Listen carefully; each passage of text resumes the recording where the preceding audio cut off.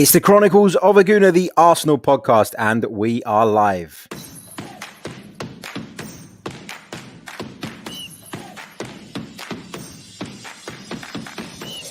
You're listening to the Chronicles of a Gooner, the Arsenal podcast.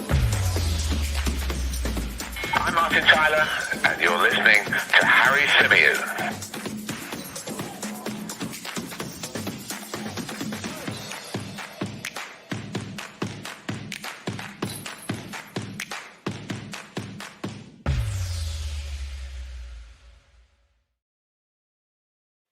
Hello, and welcome back to the Chronicles of a Gooner, the Arsenal podcast, brought to you by 90 Min. As ever, I'm your host, Harry Symeou, and happy Monday.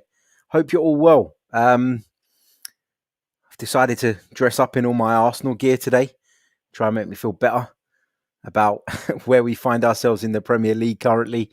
And today, we're going to be talking about a bit of transfer news. And I know it feels maybe a little bit premature at a time like this because obviously it is March. The transfer window is still a few months away from opening.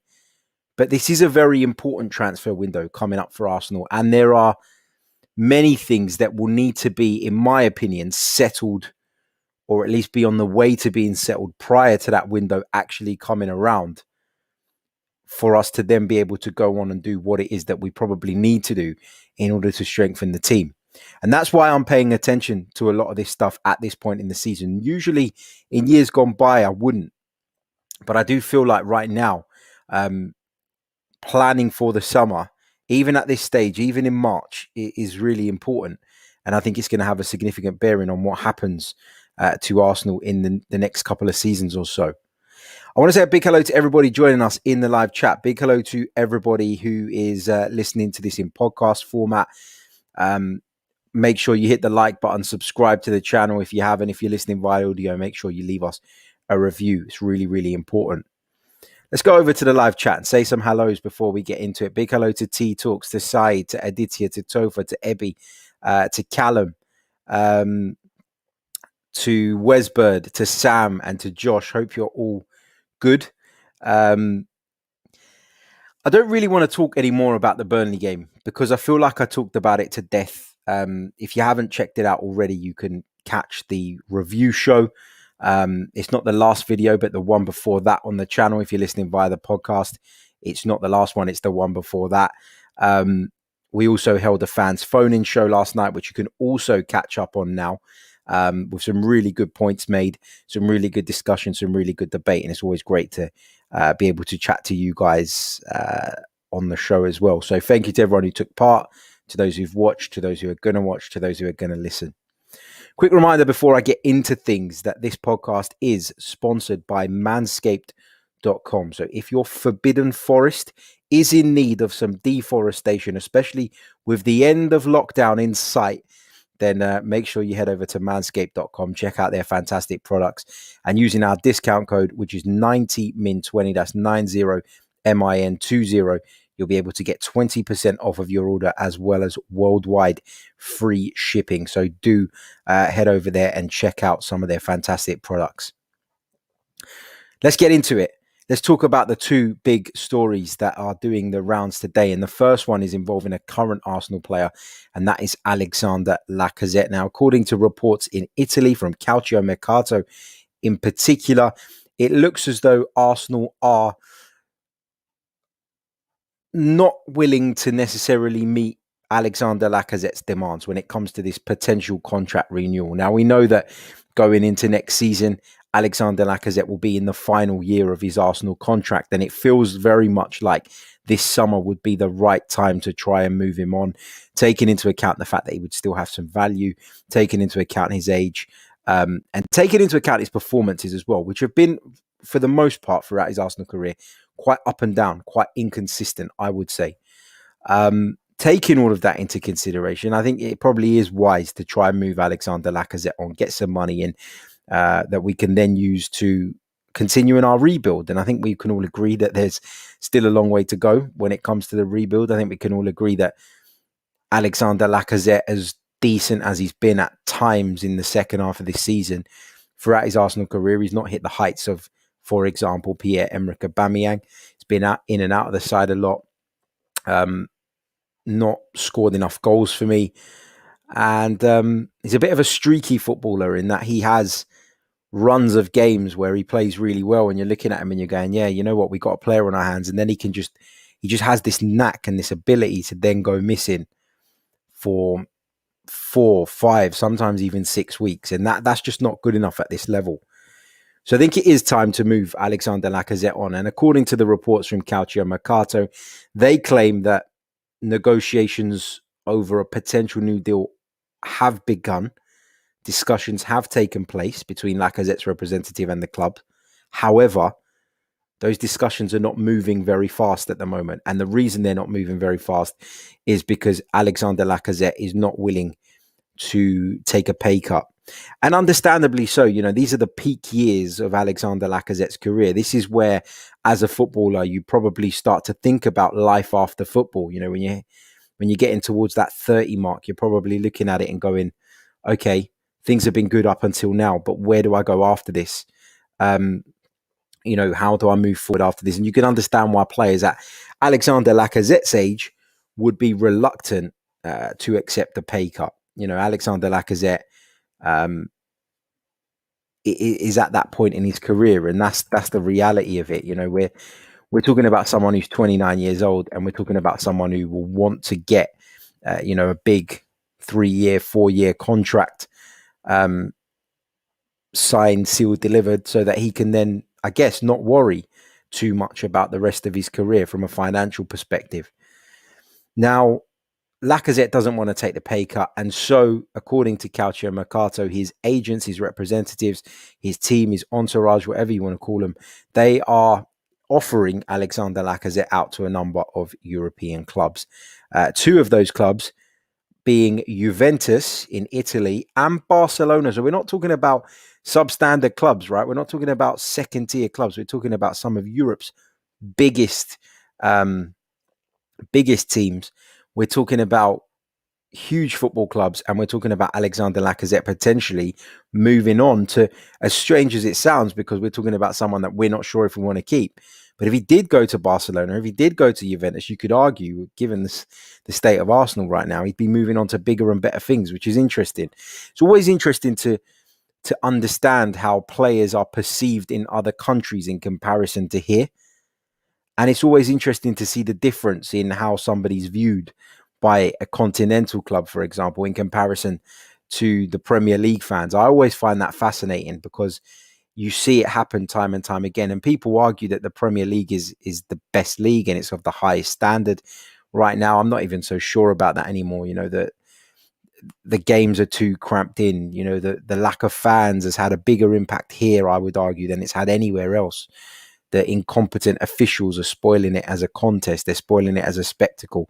So, you know, if Alexander Lacazette earned a move to Barcelona or Juventus, you suspect he'd be laughing. Happy days.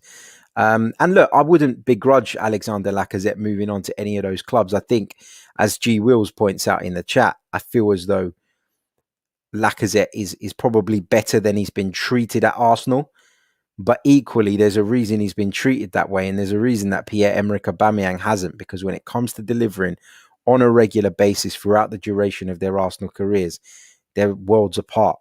I know Aubameyang's season this season has been a little bit up and down, and there have been issues and there have been problems and there have been dips in his form.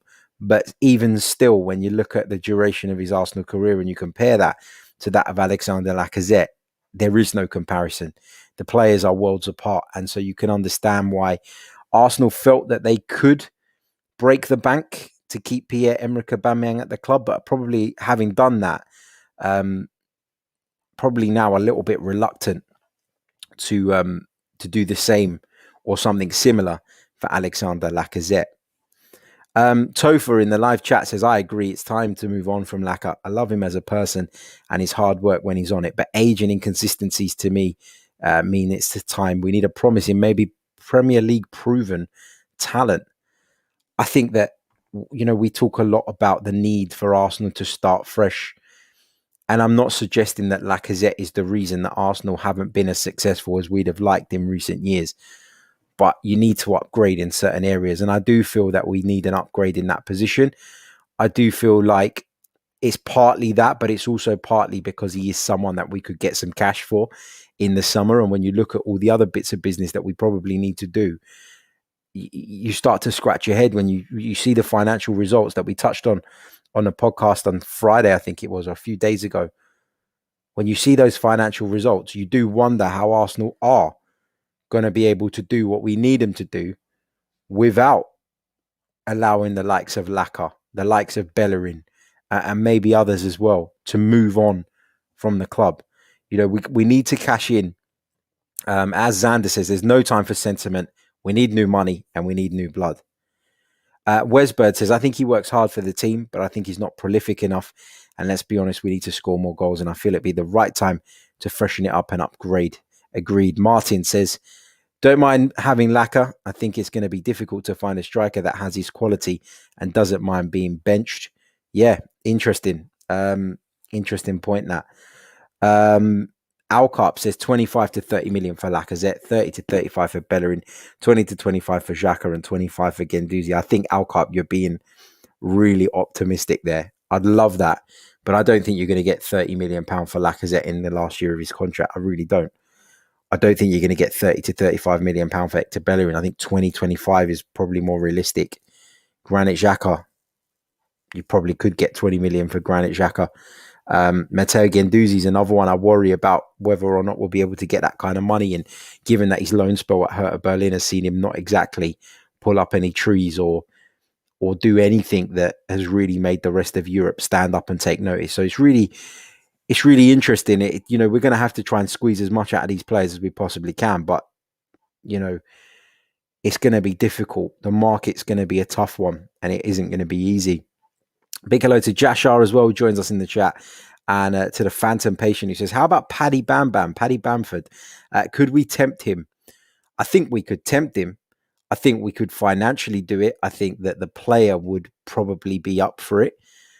But I also am conscious of the fact that Patrick Bamford seems to thrive under Marcelo Bielsa and hasn't really thrived prior to that under anybody else.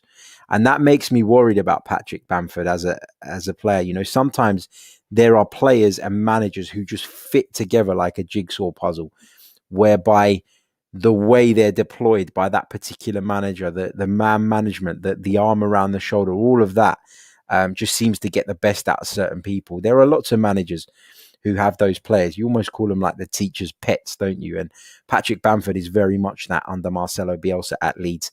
Would he be able to replicate that form elsewhere? Based on his previous, I'd have to argue probably no. He's not someone I'd be pursuing, but that's not to take away from Patrick Bamford, who's enjoyed a very, very successful season with Leeds so far. T Talk says, I feel we need a different profile of striker, someone who can hold up the ball, link play, and be an aerial threat. Yeah, I think in Lacazette, we've got some of the attributes we need from a centre forward, but not all of them. I think we probably need someone with a bit more pace. I think we probably, in the event that we do look to play on the counter attack, obviously a lot of the time this Arsenal side come up against low blocks, and I know that in certain games, Mikel Arteta has preferred Aubameyang through the middle, probably for that reason. But I do think that we need someone who is an aerial threat. Like I talked about the low blocks, when you want to put the ball into the penalty area, you need someone who, you can bounce balls off. You can rely on carrying some aerial threat and some, ability to cause the opponent issues. So, yeah, T Talks, mate, agree. I think with Lacazette, we've got some of the attributes we need, but we haven't necessarily got the full package. That's how I see it. Gooner says, I don't even think it's about upgrading. I'd argue it's more that we just need to freshen things up. Laka is a class player, but it's just stale at Arsenal. Interesting.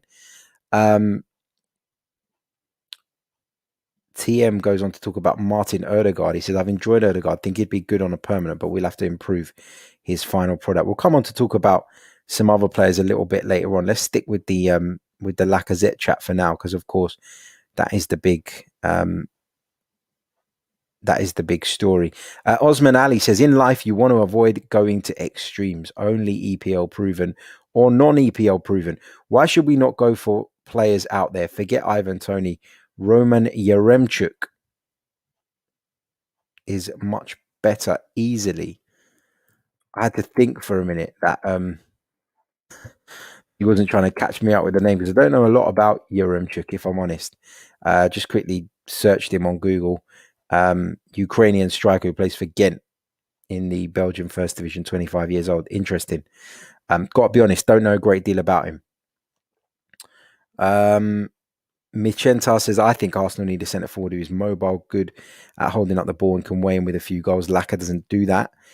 Brad Richardson says, Mikel said his team is far away from what he wants, so let's move on from Lacazette and build a team that he wants.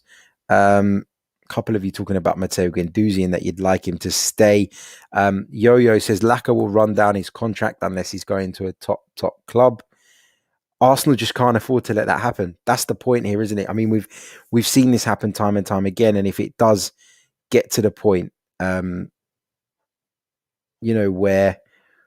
we're in a situation where we're about to lose, a first team player again because his contract's running out, then there'll be an uproar amongst the fan base and there'll be huge disappointment, because I think a lot of people feel as though hopefully we've improved in that department. And so to see that happen once again would no doubt ruffle a few feathers amongst the fan base.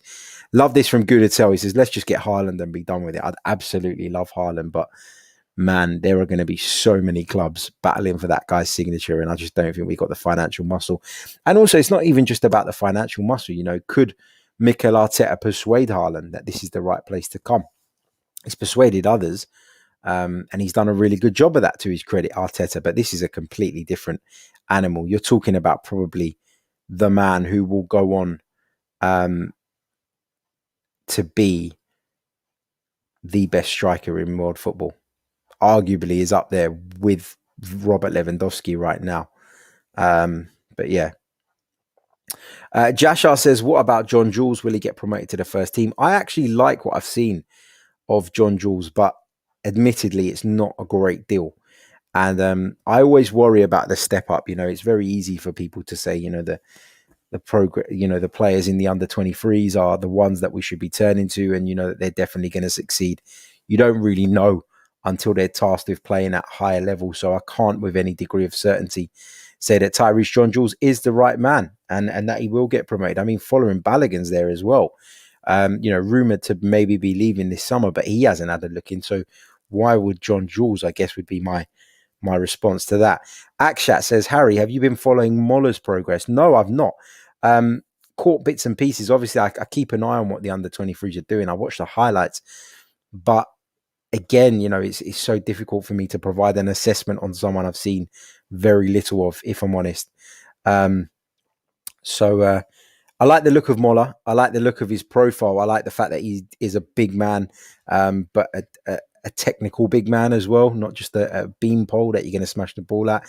So yeah, like the look of Moller, but again, it's another one who it's very early days for still.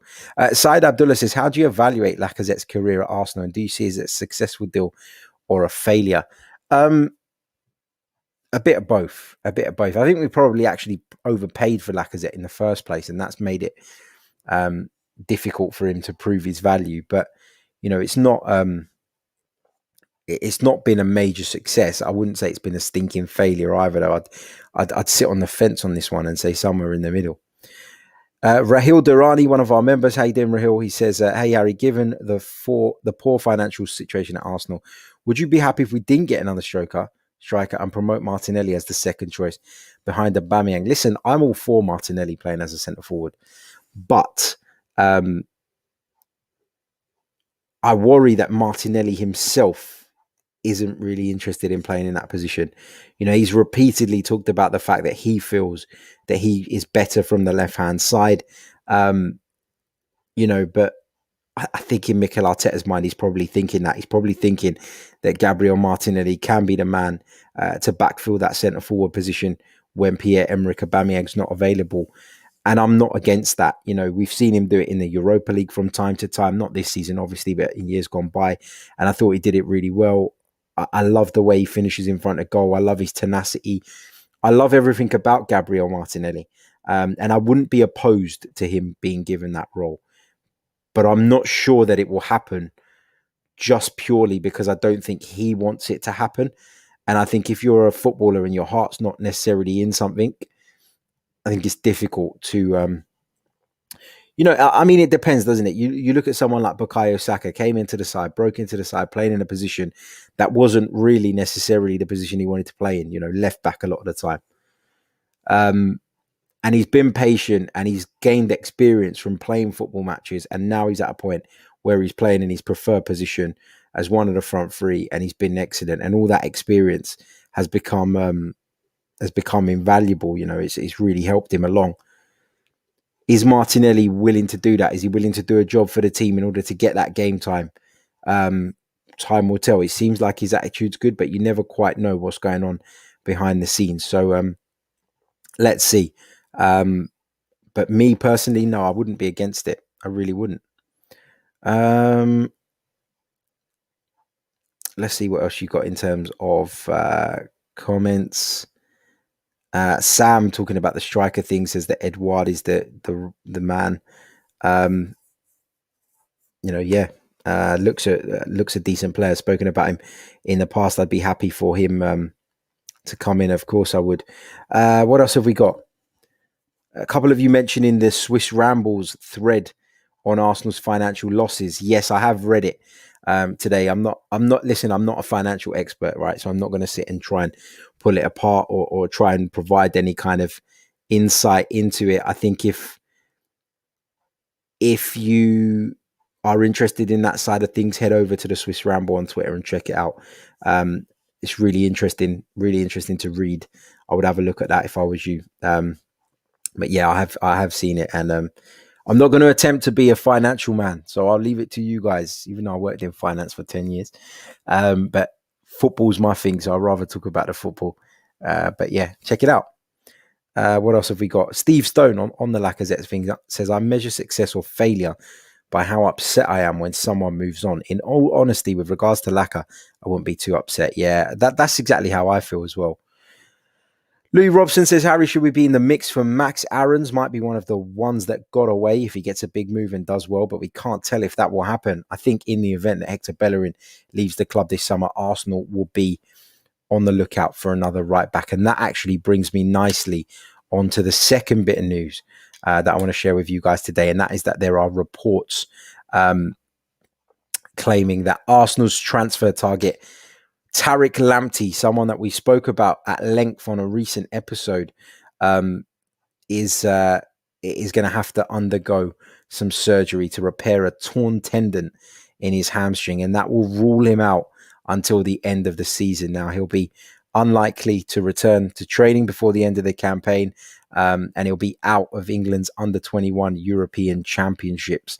So, really disappointing news for Tarik Lamptey, and Football.London report that the injury could cast some doubt over a potential transfer, given the explosiveness of Lamptey's game. He's 20 years old, but can you be sure that he will make a full recovery and be just as explosive as he once was?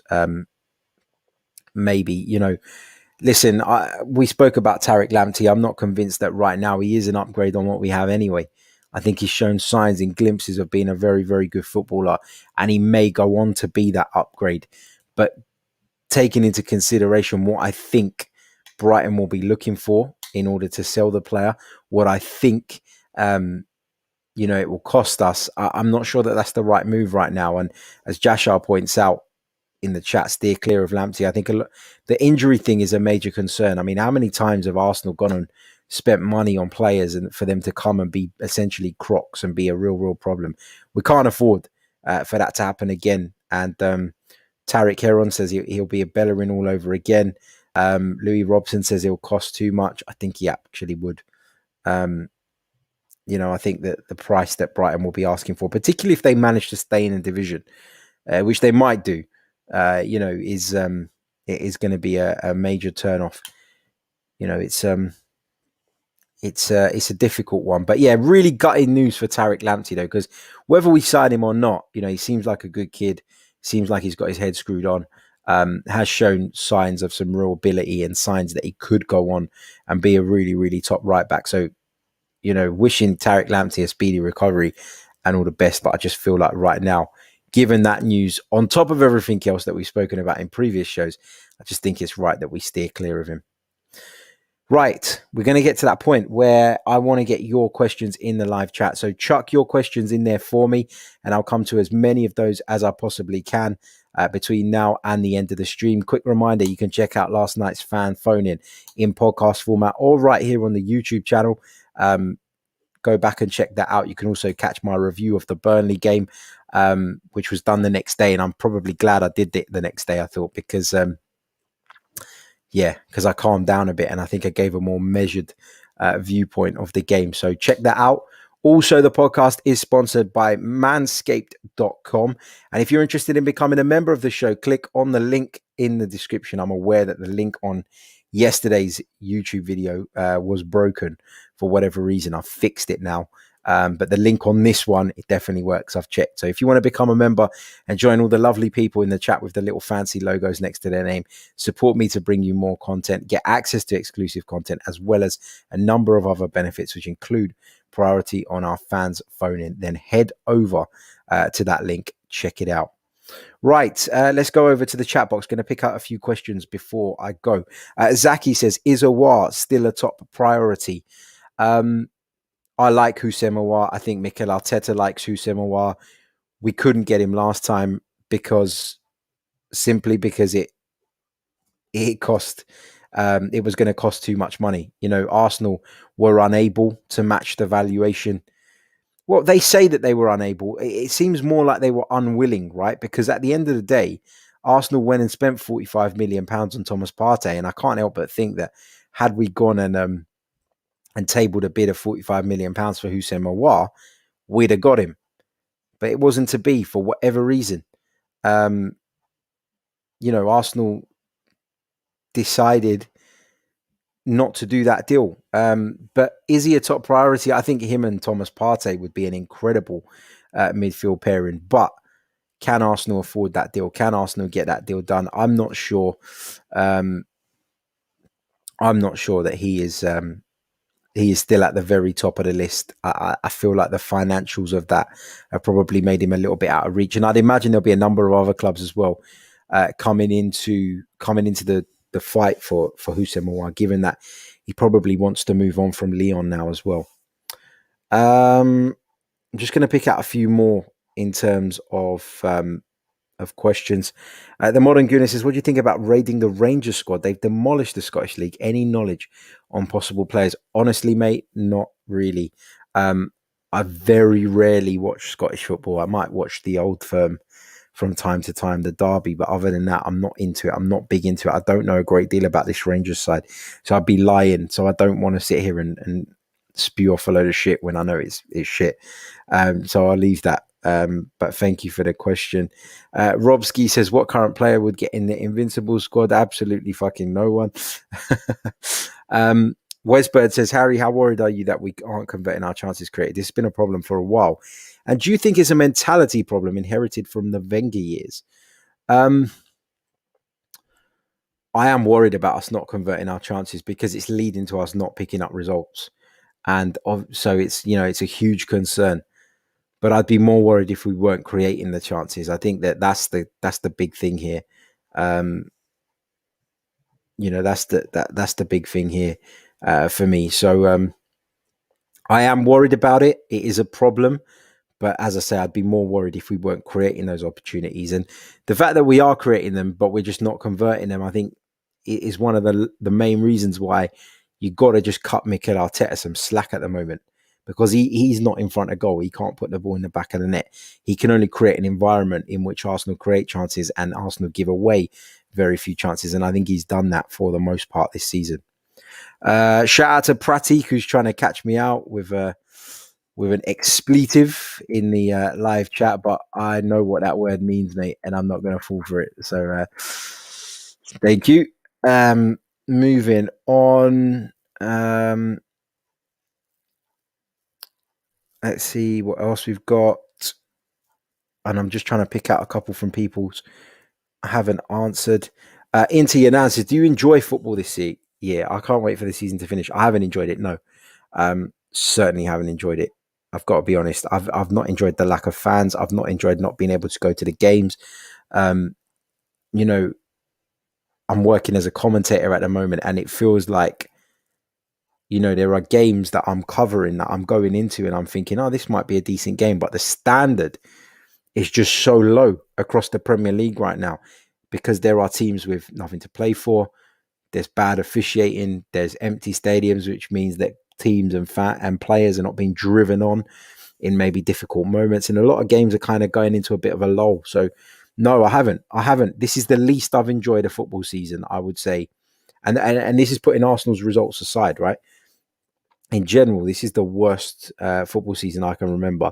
We knew it was going to be tough for the season to even go ahead with everything that's going on in the world. So I'm grateful that there is football. I'm grateful that I have work off the back of there being football, because I've got mouths to feed. But if you're asking, yeah, you know, purely on an enjoyment basis, no, I've not enjoyed it at all. I really, really haven't. What else have we got here? Let's pick out. I think we're going to pick out one more question. Hold on. I saw one. I've answered that one from Robski.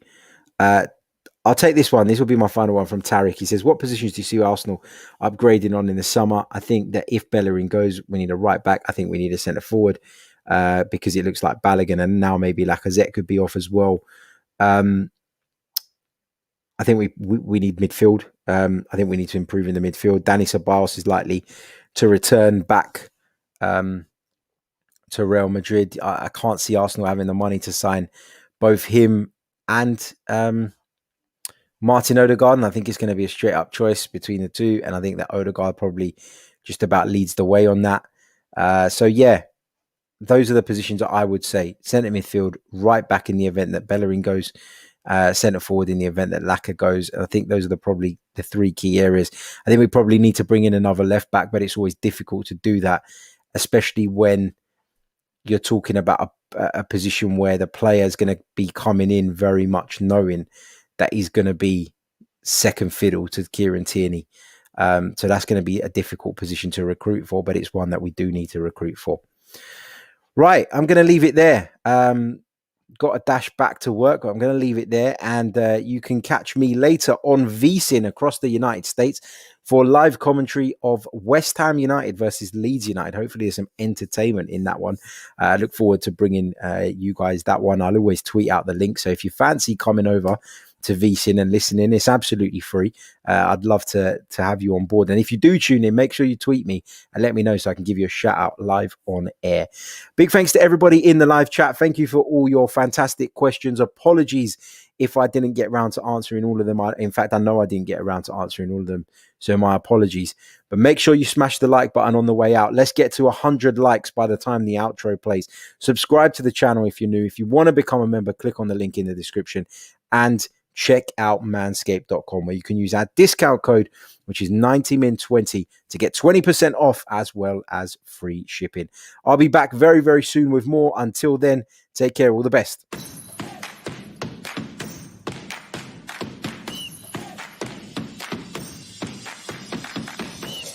You're listening to the Chronicles of a Gooner, the Arsenal podcast. I'm Martin Tyler, and you're listening to Harry Symeou.